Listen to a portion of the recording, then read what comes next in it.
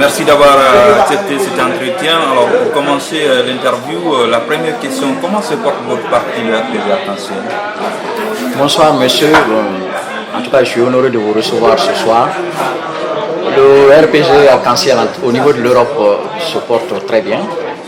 Donc comme vous le savez, moi je suis le secrétaire général de la section France, en même temps coordonnateur des sections européennes du RPG. Et les sections européennes du RPG sont composées de 7 pays principalement. Donc en tout cas au niveau de ces 7 pays, le RPG se porte très bien. Et au niveau de la France ici, on continue nos différentes activités. Donc voilà, on essaye de préparer en tout cas le retour de notre champion. La Guinée se porte comment? Bon, vous savez, comme je vous ai dit au début, je suis le coordinateur RPG Europe. Donc je peux vous dire exactement comment le RPG se porte en Europe. Au niveau de la Guinée, je ne peux que vous dire les échos que je reçois. Je pense que le RPG se porte à merveille là-bas aussi, puisque je reçois tout le temps les comptes rendus hebdomadaires, en tout cas des différentes assemblées générales. Et puis bon, je suis en contact avec quelques membres du bureau politique national. Je vois quelques manifestations qui se font dans les différentes préfectures au niveau de Conakry. Donc pour nous, le RPG se porte comme tout parti normalement en République de Guinée. Alors depuis le renversement des Alpha le 5 septembre 2021, est-ce que vous tenez des réunions régulièrement ici, notamment les sections du RPG en Europe? Oui, bon, vous savez, il n'y a aucun motif qui doit faire que nous cessions nos réunions. Comme je le dis très souvent, le président Alpha Condé n'a jamais démissionné du pouvoir.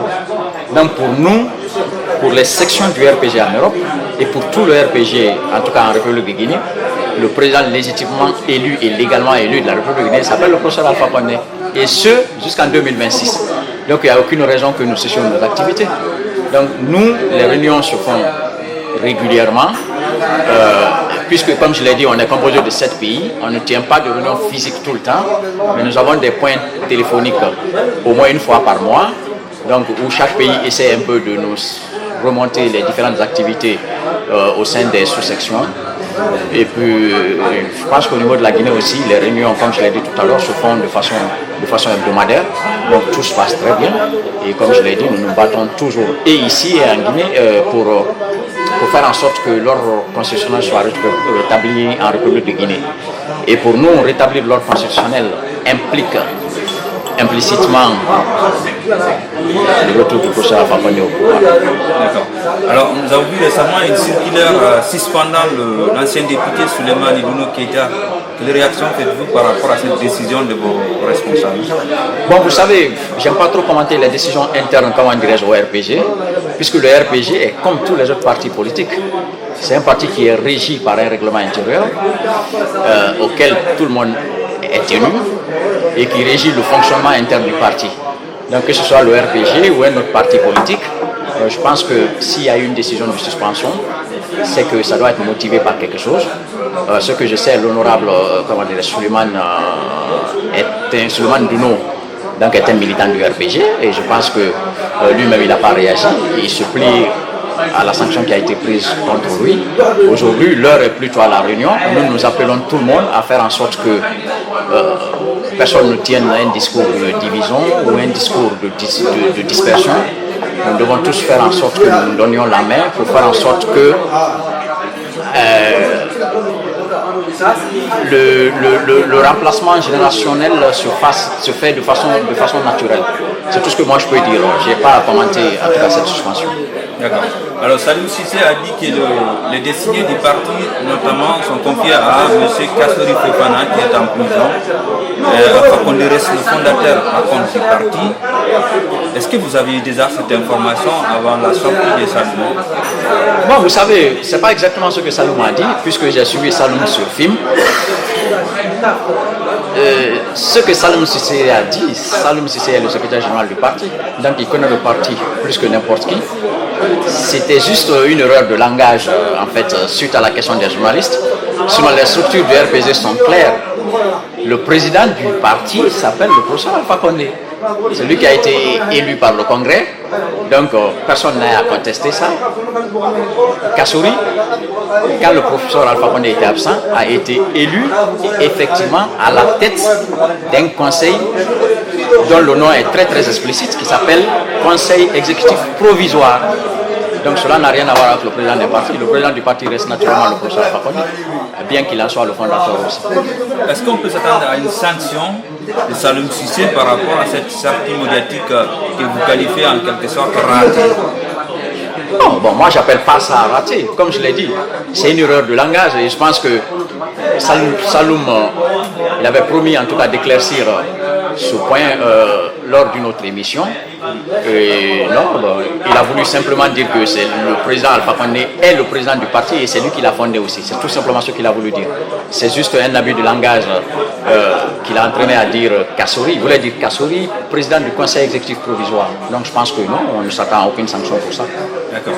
Alors en dehors de Kassori Fofana, qui pourrait conduire les destinées du RPG? Vous savez, le RPG est pétri de talent, que ce soit à l'extérieur ici ou que ce soit à l'interne. C'est ce qui démontre d'ailleurs que le RPG est un parti démocratique. Vous avez vu plein de personnes qui s'excitent un peu partout. Il y a un moment, on nous a parlé de Zakaria, on nous a parlé d'Ibrahim Khalil, on a parlé d'autres personnes. Ça demande de la recherche du RPG. Et là, je ne parle pas de l'extérieur. Il y a beaucoup de compétences, comment dirais-je, qui pourraient conduire les destinées du RPG.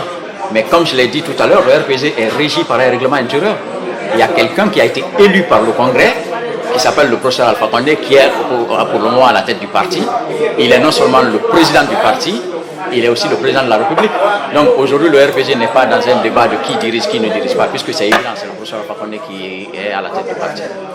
Alors le RPG semble être aux oubliettes l'égard de l'opinion publique, à l'image un peu du PIP, PDG RDA à l'époque. Est-ce que vous pouvez remobiliser, est-ce qu'il y a un espoir de remobiliser le sous-marin jaune?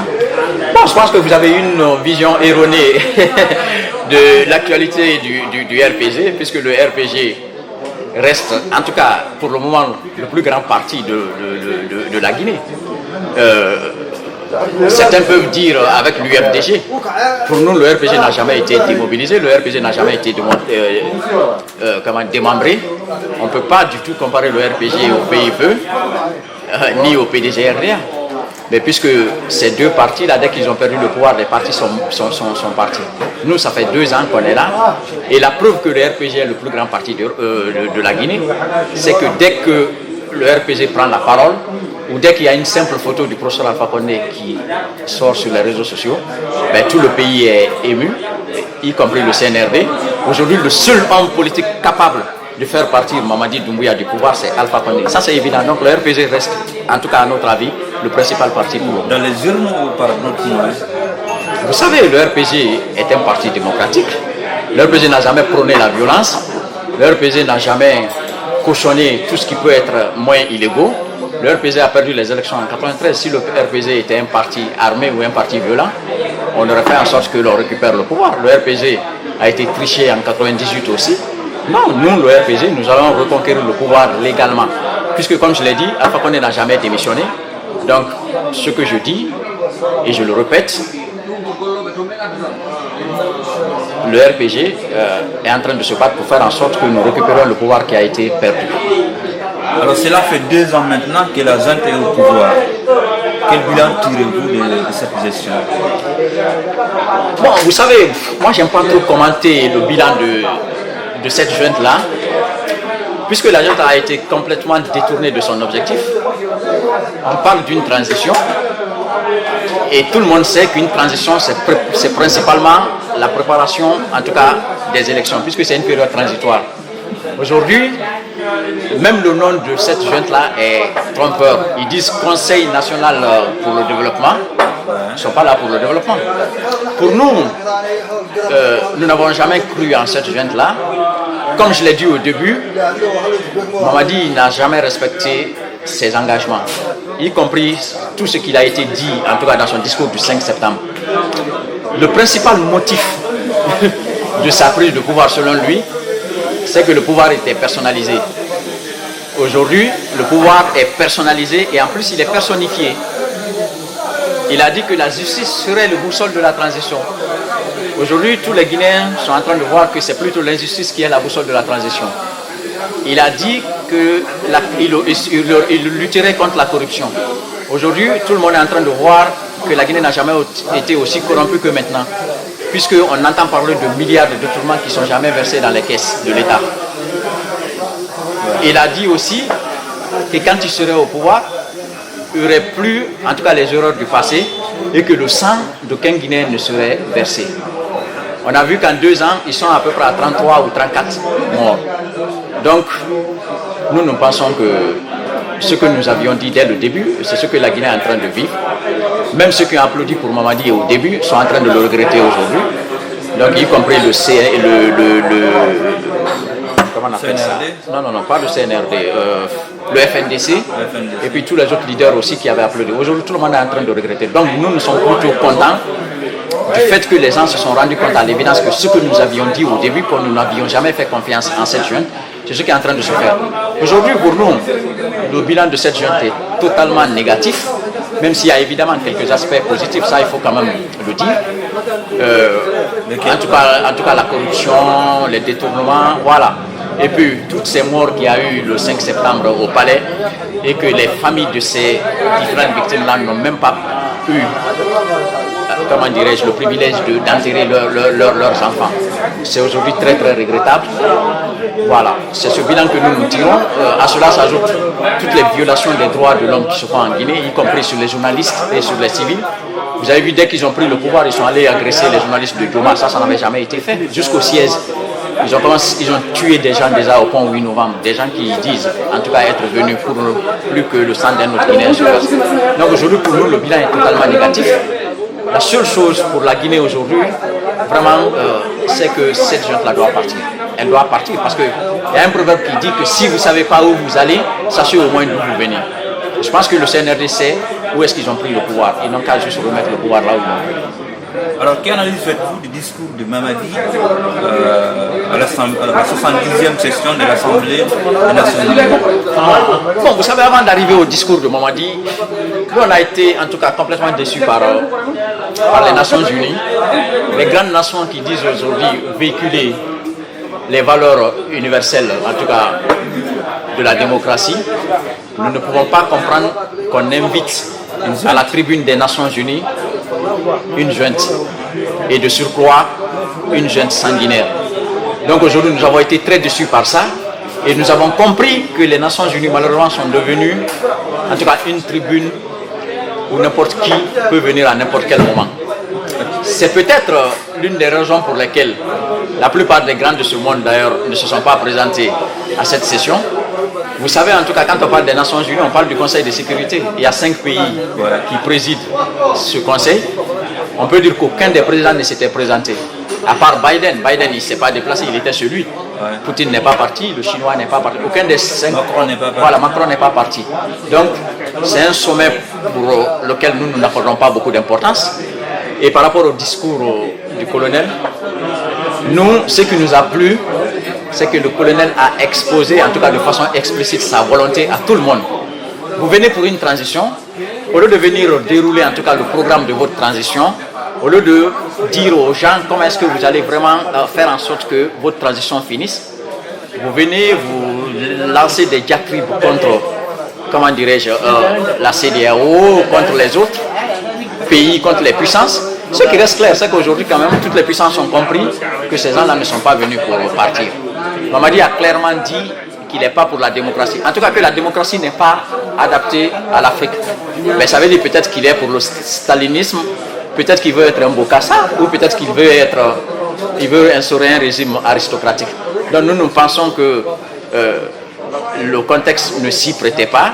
Celui qui a écrit ce discours-là pour lui l'a malheureusement, en tout cas, orienté vers un mauvais chemin et lui a glissé une peau de banane sous les pieds. Pour nous, voilà, il a exposé sa volonté à toute la communauté internationale. En tout cas, nous attendons la réaction de cette communauté. Alors, dans son discours, Doumbouya a dit que les vrais poutistes, ce n'est pas les gens qui portent les treillis, mais c'est plutôt les hommes en costume qui manipulent les textes. Est-ce qu'il fait allusion à votre président? Non, vous savez, dans son discours, il a parlé de la généralité. Mais comme je vous ai dit, nous ne croyons jamais en ce que la junte dit, notamment à Doumbouya. Doumbouya a parlé du 3e mandat pour motif en tout cas de son coup d'État.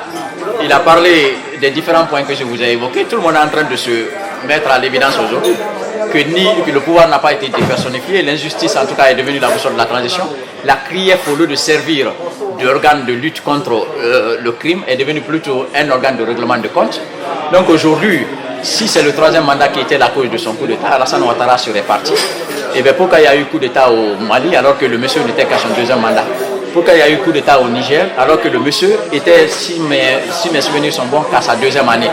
Donc ceux qui font ces coups d'État-là utilisent simplement des motifs fallacieux pour justifier leur forfaiture. Comme je vous l'ai dit, les militaires aujourd'hui, ne sont que des gens qui sont à la solde, en tout cas des puissances. Dès qu'il y a un panafricain qui essaye vraiment de faire en sorte que son pays s'en sort, on instrumentalise une marionnette pour faire en sorte, que ce président la parte du pouvoir. Donc aujourd'hui, Doumbouya peut dire tout ce qu'il veut. Ils ont trompé les Guinéens. Ils ont même essayé de faire croire à un moment qu'ils sont en complicité avec Alpha, que c'est Alpha qui lui a fait passer le pouvoir. Non, cette junte-là, nous savons que ce sont des propagandistes. Tout ce qu'ils sont en train de dire, non, rien ne nous effraie, rien ne nous surprend. Donc, M. Doumbouya, dans son discours, est en train de dire ce qu'il veut. Nous, ce qui nous intéresse, c'est qu'ils nous disent quand est-ce qu'il organise les élections, qu'ils nous donnent la liste des membres du CNRD et qu'ils nous donnent aujourd'hui, en tout cas, son bilan économique. Alors, ce discours de bat en guerre, est-ce que cela ne prouve pas que Mamadi Doumbouya et son équipe ne veulent pas quitter le pouvoir? Naturellement, nous l'avons toujours dit. Mamadi Doumbouya a toujours gouverné par l'arrogance, par le mépris, par la défiance et par un discours de violence. Ils connaissent que le langage de la force, les armes. Donc aujourd'hui, ce discours de défi qu'ils lancent ne nous surprend absolument pas. Nous l'avons toujours dit, ils ne veulent pas quitter le pouvoir. Ils ne quitteront jamais le pouvoir. Il faut certainement qu'il y ait quelqu'un de plus violent que pour les faire partie du pouvoir. Ça, c'est évident, malheureusement pour la Guinée. Vous ne croyez pas au respect des 24 mois selon ce qu'il a dit? Nous n'avons jamais cru en aucune parole, de la junte. Donc nous l'avons toujours dit. Nous ne croyons pas en tout cas aux paroles de la junte. Et comme moi je l'ai dit, nous ne nous inscrivons pas en tout cas dans un emploi ou dans un calendrier d'élection. Notre président n'a pas démissionné. Nous, ce que nous leur demandons, c'est de faire en sorte qu'ils quittent ce pouvoir-là. Ou sinon, peut-être qu'on les fera partir. On n'a jamais cru en ce qu'ils ont dit.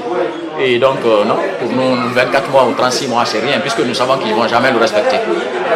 Alors, est-ce que les 24 mois seront tenables, sachant qu'aujourd'hui, pour organiser les élections, il faut 600 millions de dollars. Mais récemment, on a suivi le Premier ministre qui a dit que pour le moment, ils ont mobilisé que 40 millions. Est-ce que vous pensez que l'ordre constitutionnel sera rétabli à temps? Vous savez, cette junte est constituée de personnes, entre guillemets, perverses et très intelligentes. Les gens pensent que nous avons affaire à des gens qui sont pas très intelligents. Ils sont très très intelligents. Comme je l'ai dit, regardez les différents points, en tout cas le chronogramme de la transition. Nous en sommes où actuellement alors que ils sont à plus de 2 années de pouvoir. Il n'y a aucun point qui a été atteint. Donc c'est évident que les 24 mois ne seront pas respectés. Même si on leur donne 5 ans, ils ne vont jamais organiser d'élection. Donc le montant qu'ils ont voté, ils l'ont fait sciemment. Qui va leur donner ça?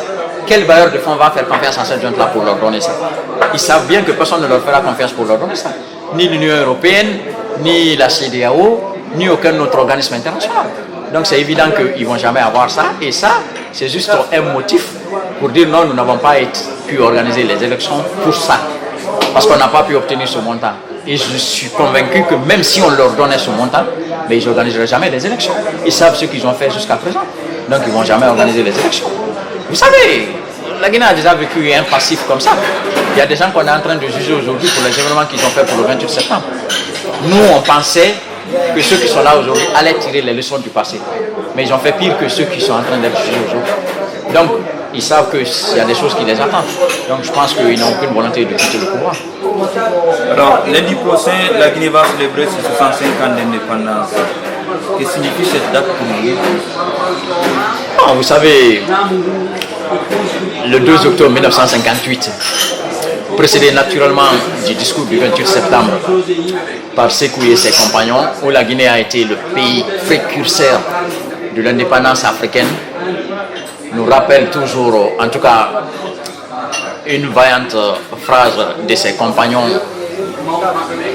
Sékou Touré, Tili Diallo, Barry Diawando et puis tous les autres, Fodeba Keïta, où il disait que la Guinée préférait la liberté dans la pauvreté à l'opulence dans l'esclavage.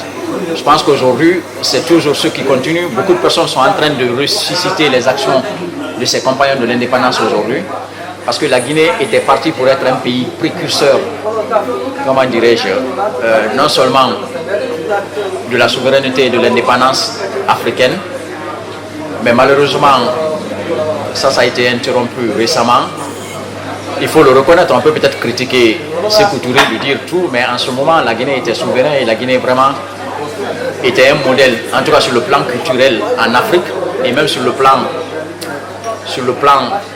comment dire, démocratique, parce que c'était une forme de démocratie. Dans son apporté aussi, on peut lui faire toutes les critiques, mais sur le plan de la souveraineté, la Guinée était souveraine.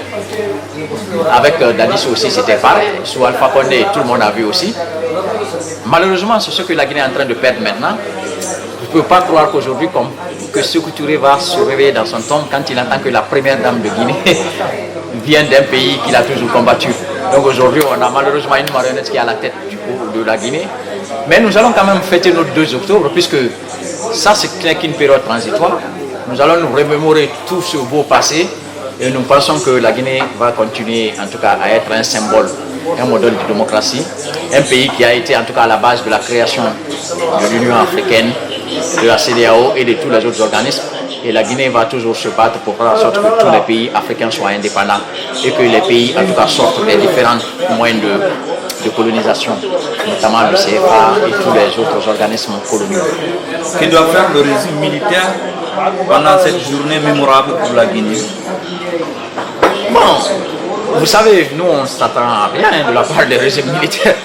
Ce qu'ils ont voulu fêter, c'était leur 5 septembre. Malheureusement, ça a tourné au chaos. Moi, je lance plutôt un appel au peuple de Guinée pour le 5 septembre, puisque le 5 septembre, c'est plutôt pour le peuple de Guinée, le peuple souverain de Guinée. Et nous pensons que tout le peuple va sortir, en tout cas accompagné de tous les patriotes, pour célébrer cette journée, pour faire en sorte que tous les compagnons qui ont aidé à la liberté de la Guinée puissent être réhabilités. C'est pour cela, moi j'aurais aimé en tout cas que la Guinée soit un modèle comme tous les autres pays. La plupart des monuments dans les autres pays portent le nom de leurs héros. Aujourd'hui, on aurait dû avoir beaucoup de choses en Guinée qui s'appellent aujourd'hui Samori, Alpha Yaya, Zébéla Toba, Tina Salifou et tous les autres compagnons en tout cas de la lutte, puisque la Guinée non seulement a été le pays qui a lutté le plus contre la pénétration coloniale à travers Samori, et puis Sékou Touré aussi et ses compagnons et tous les autres. Donc le peuple de Guinée reste toujours dans cet esprit. Nous appelons en tout cas le peuple de Guinée à sortir massivement, à célébrer cette journée-là, vraiment pour montrer à tous les autres pays africains que la Guinée est peut-être tombée bas aujourd'hui, mais que la Guinée se relèvera et que la Guinée restera en tout cas au-dessus de la plupart des pays comme les compagnons de l'indépendance l'ont toujours rêvé. Alors une dernière question, M. Nabé. Est-ce que vous regrettez d'avoir présenté Alpha Condé pour un 3e mandat? Non, pas du tout. Que ce soit moi... Vous avez une part de responsabilité dans la situation dans laquelle nous vivons actuellement. Non, que ce soit moi, que ce soit en tout cas le RPG, ou que ce soit le peuple de Guinée, je crois que nous n'avons aucun regret par rapport à ça. Même si je suis d'accord avec vous, le 3e mandat, que nous appelons premier mandat de la 4e République, a peut-être été mal utilisé au début et ça nous a conduit à cette situation. Ça, je peux vous le concéder. Mais vous auriez présenté quelqu'un d'autre. Vous avez énormément de cadres. Non, nous n'avons aucun regret par rapport à ça. Pourquoi? Parce que comme je vous l'ai dit, le RPG est régi par un statut et un règlement intérieur, comme tous les autres partis d'ailleurs. Donc, c'est le Congrès qui décide du candidat. À partir du moment où il y a eu un Congrès qui a désigné un candidat, qui a été présenté, et la législation le lui permettait, puisque moi j'ai eu beaucoup de discussions. Aucun juriste ne m'a prouvé que légalement, Alpha Condé n'avait pas le droit de se présenter pour la 3e fois. On peut peut-être discuter de la morale et des autres choses, mais sur le plan légal, rien ne lui empêchait de se présenter. Et donc, à partir du moment où le RPG l'a désigné pour être le candidat du parti, il y a eu un congrès démocratique, même nous ici, en tout cas de la coordination européenne, moi j'étais présent à Conakry par rapport à ce congrès-là. Donc, et que le peuple lui-même a voté, le peuple de Guinée, le peuple a voté pour choisir son président. Si le peuple n'avait pas voté, ou si il y avait eu, comment dirais-je, des preuves flagrantes d'une éventuelle triche, là on aurait pu en discuter. Mais la démocratie en elle-même, qu'est-ce qu'elle consiste? On dit Demos Kratos, le pouvoir du peuple. Prenez l'exemple dans beaucoup de pays. Angela Merkel a fait combien de mandats sous elle? Il y a beaucoup d'autres présidents aussi. Il y a des présidents qui ont fait plus que ce nombre de mandats. Donc aujourd'hui, nous pensons que le problème, c'est pas ça. Après, qu'est-ce qu'on a fait du troisième mandat? C'est peut-être là la question peut se poser. Aujourd'hui, on n'a aucun regret par rapport au choix d'Alpha Condé. Si ça doit se faire, on le refera. À partir du moment où tout le RPG, en tout cas à travers un congrès, le désigne et que le peuple vote pour lui, nous n'avons aucun regret par rapport à ça. Merci. Merci beaucoup.